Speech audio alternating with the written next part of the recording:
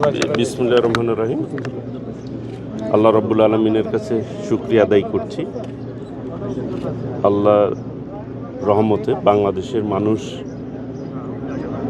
একটি নিরপেক্ষ নির্বাচনের মধ্য দিয়ে আমাদেরকে নির্বাচিত করেছেন। সেই জন্য দেশবাসীর কাছে কৃতজ্ঞতা প্রকাশ করছি। আমাদের মাননীয় প্রধানমন্ত্রী দেশনায়ক তারেক রহমান, উনি জনগণের কল্যাণের জন্য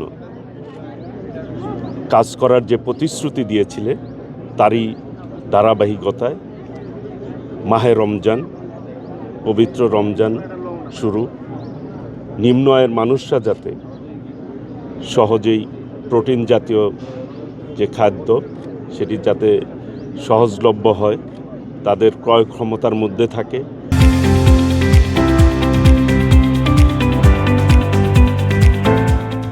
সেই জন্যই মৎস্য মন্ত্রণালয় থেকে, প্রাণী সম্পদ মন্ত্রণালয় থেকে এই উদ্যোগ আমরা গ্রহণ করেছি নিম্ন আয়ের মানুষের জন্য।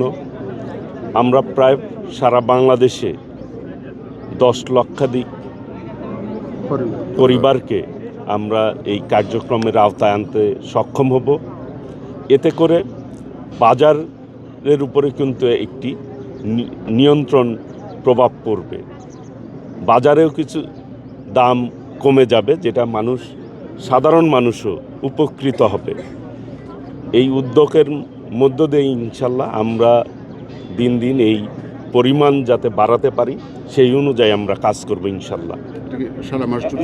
সারা মাস জুড়েই এই কার্যক্রম আমাদের চলবে।